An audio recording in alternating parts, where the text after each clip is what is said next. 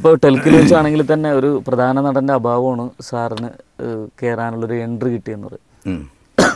അതുപോലെ തന്നെ പല നടന്മാരുടെയും എൻട്രി, നാടകത്തിലേക്കുള്ള എൻട്രി പല ഇൻസിഡൻറ്റുകളായിരുന്നു.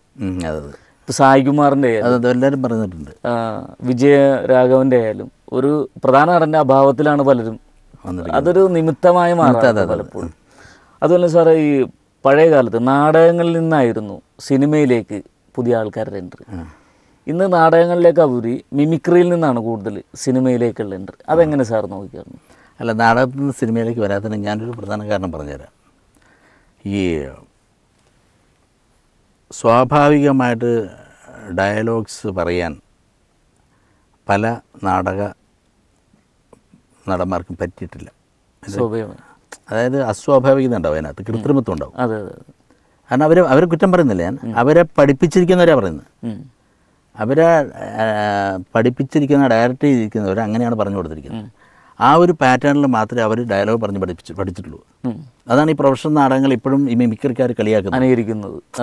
കളിയാക്കിക്കൊണ്ട് അമ്മേ എന്നൊക്കെ പറഞ്ഞിട്ട് നീട്ടിയിട്ടൊക്കെ പറഞ്ഞിട്ട് അത് അവർ പിന്നെയുള്ള എല്ലാ നാടകങ്ങളും അത് സിനിമയിൽ വരുമ്പോഴും അവർക്ക് ആ ഓവർ എക്സ്പ്രഷനും ഡയലോഗ് ഡെലിവറി ചെയ്യുമ്പോൾ അതിൻ്റെ മോഡുലേഷൻ എന്താണെന്നറിയില്ല.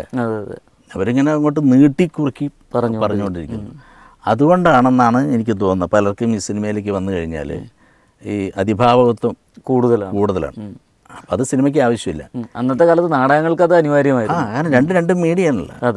നമ്മൾ സ്റ്റേജിനെ സംബന്ധിച്ചിടത്തോളം നമ്മൾ പറയുന്ന ഡയലോഗിൻ്റെ അർത്ഥം പ്രേക്ഷകർ മനസ്സിലാക്കുന്നത് നമ്മുടെ ശബ്ദത്തിൻ്റെ മോഡുലേഷന് കൂടിയാണ്. കാരണം നമ്മളെ മുഖത്ത് കാണിക്കുന്ന ഭാവം ഒരു 6 റോ വരെ മുമ്പിലിരിക്കുന്നവർക്കേ കാണാൻ പറ്റുള്ളൂ. അത് കഴിഞ്ഞുള്ളവർ ഇത് ഇങ്ങനെ നമ്മളിന്ന് കാണുന്നു മാത്രമേ കാണുന്നുള്ളൂ. അപ്പോൾ അതുകൊണ്ട് സ്റ്റേജിൽ നമ്മൾ കുറച്ച് ഓവറായിട്ട് കാണിക്കും. ഇത് നമുക്കതിൻ്റെ ആവശ്യമില്ല. ഈ മീഡിയ രണ്ടും തമ്മിലുള്ള വ്യത്യാസമുണ്ടല്ലോ, അത് അറിഞ്ഞ് അഭിനയിക്കാത്തത് കൊണ്ടായിരിക്കാം ഈ പലർക്കും അവസരങ്ങൾ കുറയുന്നതെന്ന് എനിക്ക് തോന്നുന്നത്. അതുപോലെ തന്നെ എല്ലാ പ്രൊഫഷണൽ നാടകത്തിൻ്റെയും ഏറ്റവും പഞ്ചും പവറും എന്ന് പറയുന്നത് ആദ്യത്തെ ഇൻട്രോയിലാണ്. അപ്പോൾ സാറിൻ്റെ ശബ്ദം നല്ല ഘനഗാംഭീര്യമുള്ള ശബ്ദമാണ്. അപ്പോൾ അത് സാറ് തന്നെ ആയിരുന്നോ അതിന് അനൗൺസ്മെൻറ്റ് ആദ്യത്തെ ഇൻട്രോ പറഞ്ഞെല്ലാം ഞാൻ തന്നെ എല്ലാം അല്ലേ? സാറ് ഡബ് ചെയ്തിട്ടുണ്ടോ സീരിയൽക്കോ സിനിമകളിലൊക്കെ വേണ്ടി? ഞാൻ ചെയ്തിട്ടുണ്ട്. എൻ്റെ ക്യാരക്ടർ ഞാൻ വേറെ ആർക്കും ഡബ് ചെയ്യാറില്ല. ഇല്ല, ഞാൻ തന്നെ ഡബ് ചെയ്യുന്നത്. പിന്നെ ഇതിനു മുമ്പ് ഞാൻ പലർക്കും വേണ്ടി ഡബ് ചെയ്ത് കൊടുത്തിട്ടുണ്ട്. അതുപോലെ തന്നെ സാറ് സിനിമയിലേക്ക് വന്നു പറഞ്ഞു. എത്ര സിനിമകളിൽ? ഞാൻ ഏതാണ്ട് 10-25 പടം ചെയ്തിട്ടുള്ളൂ. എങ്ങനെയായിരുന്നു അതിൻ്റെ എൻട്രി എന്ന് പറഞ്ഞാൽ കാവടിയാട്ടം എന്ന് പറഞ്ഞൊരു സിനിമയാണ് ഞാൻ ആദ്യം ചെയ്തത്, അനിലിൻ്റെ. അത് ഈ പറഞ്ഞ പോലെ ഒരു ദിവസം ഞാൻ എവിടെ വടകരയോ മറ്റോ നാടകം കഴിഞ്ഞ് തിരിച്ചു വന്നപ്പോൾ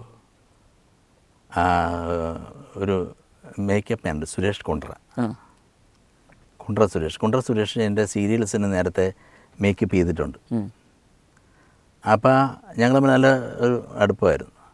സുരേഷ് പറഞ്ഞിട്ടാണ് സുരേഷ് റെക്കമെൻഡ് ചെയ്തിട്ടാണ് അതിനകത്തൊരു ക്യാരക്ടർ വന്നപ്പോൾ സുരേഷ് ഡയറക്ടറോട് പറഞ്ഞിട്ടാണ് എന്നെ വിളിക്കുന്നത്.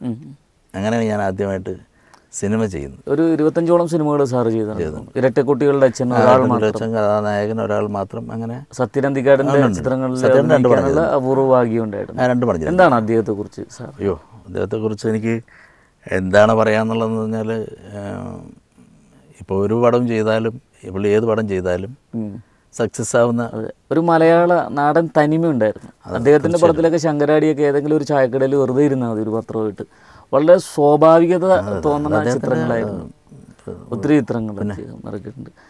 അതുപോലെ തന്നെ സാറ് പിന്നീട് എന്താണ് മലയാള സിനിമയിൽ നല്ല കഥാപാത്രങ്ങളൊക്കെയാണ് സാറ് ചെയ്തുകൊണ്ടിരുന്നത്. പിന്നെ എന്തുകൊണ്ടാണ്? എനിക്കങ്ങനെ ഞാൻ ഒന്നാമത് ഒരു ഈ ബന്ധം നിലനിർത്താനുള്ള ഒരു, അതായത് ഇപ്പോൾ ഡയറക്ടറെ വിളിക്കുക പിന്നെ ചേസ് ചെയ്തില്ലോ, അതെനിക്ക് ഞാനങ്ങനെ എന്തോ എൻ്റെ കുഴപ്പമായിരിക്കാം ചിലപ്പോൾ. അത് ഞാനതിന് ശ്രമിച്ചില്ല. ഇപ്പോൾ സത്യേട്ടൻ തന്നെ എന്നോട് പറഞ്ഞിട്ടുണ്ട് പ്രാവശ്യം പറഞ്ഞതെന്ന് വെച്ചാൽ, എല്ലാ ആർട്ടിസ്റ്റുകളും എൻ്റെ ഒരു പടം അനൗൺസ് ചെയ്ത് കഴിഞ്ഞാൽ എന്നെ വിളിക്കാറുണ്ട്. നിങ്ങൾ എന്നെ വിളിക്കുന്ന എൻ്റെ പടം റിലീസ് ചെയ്തിട്ടാണ് വിളിക്കാറുണ്ട്. നന്നായെന്ന് പറയാൻ വേണ്ടി ഞാൻ വിളിക്കാറുണ്ട്. അങ്ങനെ എന്നോട് പ്രാവശ്യം കാസിൽ വെച്ച് സത്യേട്ടൻ എന്നോട് പറഞ്ഞത്.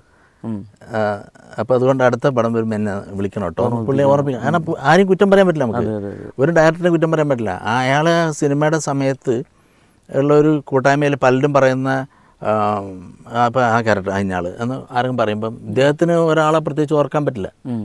അപ്പം നമ്മൾ അയാളായിട്ട് സ്ഥിരം കമ്മ്യൂണിക്കേറ്റ് ചെയ്തുകൊണ്ടിരിക്കുകയാണെങ്കിൽ വർഷം വിളിച്ചാണല്ലോ ശരിയാണ് എന്ന് നമുക്ക് ആയിരിക്കും. നമ്മളെ വിളിക്കാത്ത എൻ്റെ കുഴപ്പമാണ്, അല്ലാതെ ഡയറക്ടേഴ്സിൻ്റെയോ അല്ലെങ്കിൽ സ്ക്രിപ്റ്റ് റൈറ്റേഴ്സിൻ്റെ കുഴപ്പമുണ്ടല്ലോ. നമ്മളത് പിന്നീട് ചെയ്സ് ചെയ്തില്ല, നമ്മളങ്ങനെ വിളിക്കാൻ പറ്റാറില്ല. അപ്പോൾ അതുകൊണ്ട് നമുക്ക് അവസരങ്ങൾ കിട്ടുന്നില്ല. അതുപോലെ തന്നെ സിനിമ എന്ന് പറയുന്നത് വലിയൊരു ലോകമാണെന്ന് പറയുന്നത് കേൾക്കാറുണ്ട്, ഒരു വലിയൊരു സംഭവമാണെന്ന് കേൾക്കാറുണ്ട്.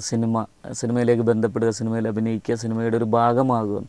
അപ്പോൾ പലർക്കും വേദനിക്കുന്ന ഒരുപാട് സംഭവങ്ങളൊക്കെ ഉണ്ടായിട്ടുണ്ട്, ആദ്യകാല അനുഭവം, സിനിമ അനുഭവം എന്ന് പറയും. സാറിന് അങ്ങനെ എന്തെങ്കിലും ഉണ്ടായിട്ടുണ്ടോ മലയാള സിനിമ? എനിക്കൊന്നുമില്ല, എനിക്കങ്ങനെ വേദനിക്കാവുന്ന സംഭവങ്ങളൊന്നും ഉണ്ടായിട്ടില്ല. ഞാനിപ്പോൾ ഇത്രയും പടൽ ചെയ്തിട്ടുള്ളൂ. അപ്പോൾ അത് ഈ പറഞ്ഞ പോലെ നമ്മുടെയായിട്ടുള്ളൊരു സൗഹൃദത്തിൻ്റെ പേരിൽ വിളിക്കുന്നത്, അല്ലാണ്ട് ഞാൻ ഒരു വലിയ നടനാണെന്ന് പറഞ്ഞിട്ട് എന്നെ വിളിച്ചതല്ലായിരുന്നു. അതുപോലെ തന്നെ എന്തിനും ഏതിനും മുക്കിനും മൂലയിലും കേരളത്തിൽ സംഘടനകൾ ഉണ്ടാക്കുന്ന കാലമാണ്. സിനിമ ഏതിലായാലും ഒരു 10 ആൾ കൂടിയ സംഘടന ഉണ്ടാക്കുന്ന ഒരു കാലമാണ്. ഇപ്പം നാടകത്തിന് നടന്മാർ അങ്ങനെ ഒരു സംഘടന, അതുകൊണ്ടാണോ അതിൻ്റെ? നടന്മാർക്ക് മാത്രം സംഘടനയില്ല, മലയാള പ്രൊഫഷണൽ നാടകങ്ങൾക്ക് സംഘടന ഉണ്ടായിരുന്നു. പിന്നീട് അത് ഈ പറഞ്ഞ പോലെ എന്താ കാരണം വെച്ചാൽ ഈക്വലുള്ള സമിതി അടുത്ത കൊല്ലം ഉണ്ടാവില്ല. അപ്പോൾ അതുകൊണ്ട് ഈ സംഘടനയിൽ മെമ്പർഷിപ്പ് എടുത്തുകൊണ്ട് ഒന്നാമത് വലിയ ഗുണമില്ല.